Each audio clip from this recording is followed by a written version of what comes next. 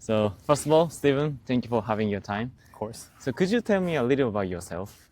Yeah, so obviously, it's as simple as it gets.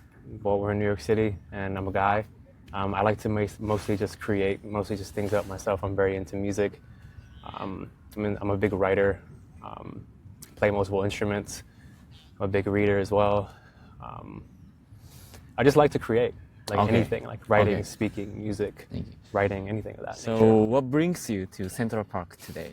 So I want to just get out the house first of all, but really just take some pictures, enjoy the fall, because obviously this is a very fleeting time. Mm-hmm. It'll soon pass, and enjoying the colors. It's a beautiful day. Right. Yeah. So you live near here? I do, yeah, I do. So you came here on foot? I use the train. I use train. Yeah, Okay, yeah. okay, I see. So you're originally from New York City? Yeah. I was born here, yes. Okay. I spent some years in Florida, and then I moved back. Okay. So what do you do for a living?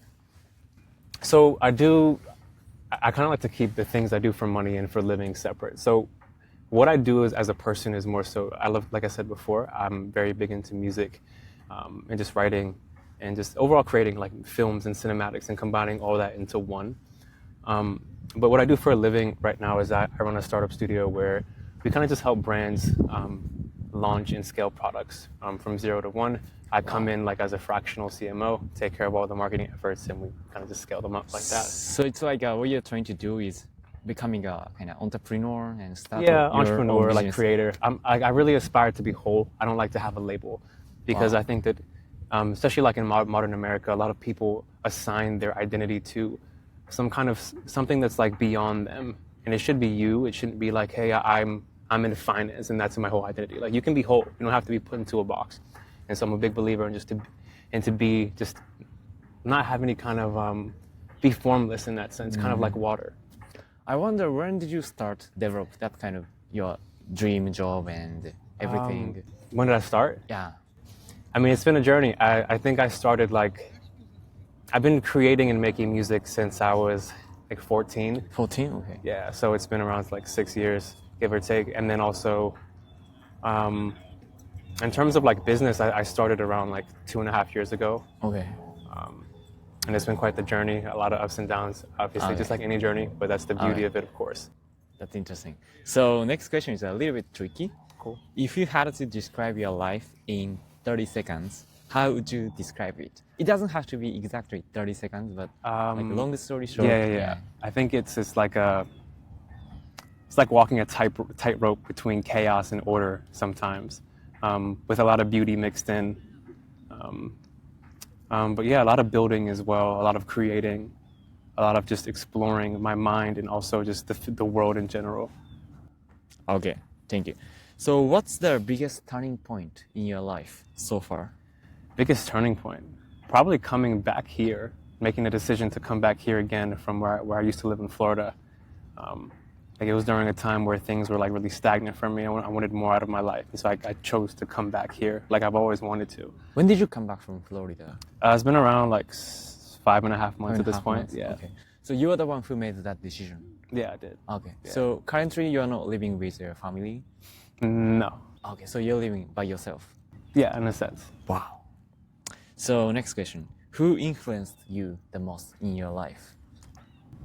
It's hard to say. I have a lot of influences. I think that like my whole philosophy is becoming whole. So it's kind of just taking from all these different areas and becoming one.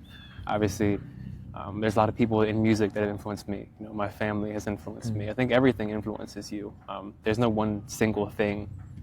Kind of like the human body, right? It's kind of like saying, well, which organ do you like the most? I think you'd say that you like your heart, you like your lungs, because you can't live without either. Right. Okay. So what keeps you motivated every day?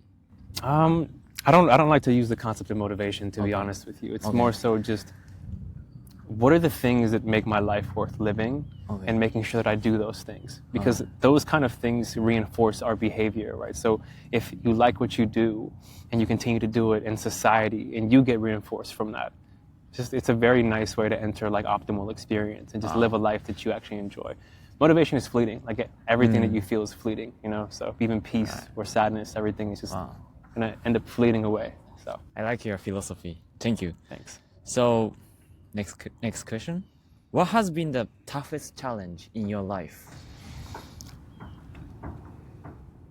I wouldn't say there's a single toughest challenge. I just think that there are points in time where things get very rough and all you can do is just keep on going.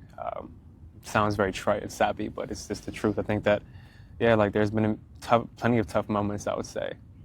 I think like just trying to navigate, I guess I can boil it down to one thing as a whole, just trying to navigate existence, trying to navigate a world that you've been put into and you don't even quite understand yet. I think that we all just come into this world and we don't even know the game that we're playing. And so just trying to navigate that game and figuring it out, like what am I even in? Like all these buildings and everything you see, like what is this? And just figuring that out and getting certain on it and then being able to kind of walk in the world now with actual confidence and conviction in yourself and what you can do. Okay. So are you currently struggling with anything? I don't think so. I just maintain a very just state of peace. I'm at the point where I understand that things will come, things will go, and really just control what I can control in a very stoic manner. And so that's really kind of it. I'm very much at peace. Obviously there's times where, you want things and desire ends up spiking or you're unhappy, but really it's just keep on walking the path. That's it. That's all you can really do. Okay. So what are you most proud of? I think I'm just most proud of just simply having the privilege to grow into myself and maximize my potential in music or in communication or in business or innovating or just learning any kind of skill that's important to me and kind of just becoming this whole person. But yeah, just being able to simply be myself in a way. But in terms of what I'm most proud of, just the journey, how far I've come. It's very simple to say. I think like I'm just happy to be in this spot right now. So what is one life lesson that life taught you? One life lesson that life taught me. One of my favorite ones recently is that the world opens its doors to the man or the person that knows where they're going.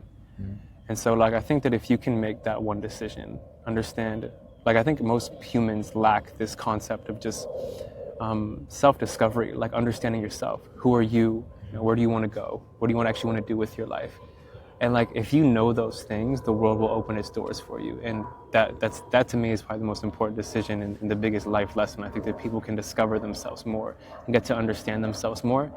They can save themselves a lot of time because like, a lot of people pick up false desires and false goals. That's because fundamentally they don't know what they want. And so if you can know what you want from day one and just know yourself and know where you want to go and know the kind of life you want to live, it makes everything else a lot more simple. And really just making that decision, it already puts you ahead of everyone else, in my opinion, just because you know what path to walk and the world will start to open its doors and you can just start, boom. Thank you. So at the end of the day, we all are gonna die, right? Of course. And then we're gonna have funeral. So at the funeral, what do you want people to remember you for? This is actually just crazy. So I read this book like a long time ago called The 7 Habits of Highly Effective People. One of the first books. I know that book. Yeah, Stephen Covey. Yeah. And like in chapter 2, the first page on that chapter is he says to like imagine yourself on your funeral day, and you going to a funeral, you getting in the car, putting on your clothes in the morning, and then you come in to the funeral, you come into the church with your family, and they open the casket and it's you. And how would you want to be viewed? And I think about this a lot because I think death is so important. I think it reveals the true essence of humans at the core. I think that a lot of times we spend a lot of time wasting time, but death reveals like really what you want and who you are. And it's another great way to kind of find out who you are at the core and what you want to do. It's just death. And so how I want people to view me is just really just a man who was noble, kind, and really gave everything that he could to everyone. In terms of his relationships, in terms of giving back to the world, in terms of innovating, in terms of creating, in terms of just really just being everything that he could. Like, I think fundamentally that's what I desire for people to view me as. But also I think the most important thing is how you view yourself. We can't control opinions that supersede us when we die. So it's just giving everything you can right now, and hopefully people remember you. And if they don't, it's okay. But at least you were happy with how you lived your life, and you made it, and you made an impact in whatever way you saw fit. Thank you. So now let's switch the gear. So what's the common like a New York City slang or kind of slang that you Oh, New York City slang. frequently use? Well, there's on a lot daily of different. basis? Yeah, there's a lot of different slangs. I would say it's just like general, just American English. Like people will say, "Geez, I'm trying to think like what New York slang is." Like people call hot dogs glizzies. Let's go get a glizzy. Okay. But I mean, a lot of it's just mostly very standard stuff. Like I'm trying to think here, nothing really comes to the top of my mind for some reason. But yeah, I can't like think of anything off the bat. I need like the like actual cues. But like that's one of them though. But, like everything is kind of very standard, to be honest. Like let me think here. Yeah, like there's every borough kind of has its way of speaking. Right. Like right, the Bronx kind of has their way of saying Okay. like they call a car like a hoopty. Okay. Many things like. But I think like I don't think there's anything like New York specific beyond like I feel like the most specific in terms of New York speaking is probably like in the Bronx, like I said before with the hoopty. Okay. Like but yeah, in terms of like yeah. Interesting. Thank you. Yeah. To wrap up the interview, if you could share kind of one message or anything with Japanese people watching this video, what would it be? Cool. What would you say? Yeah, so really just don't stop. Like once you figure out what you want, don't stop. That's it. It's as simple as that. Discover yourself and really get to know what you want and never stop fighting for it. Because if you don't fight, if you don't stop, then you can't lose, you can't fail. And so that's about it. Thank you very much.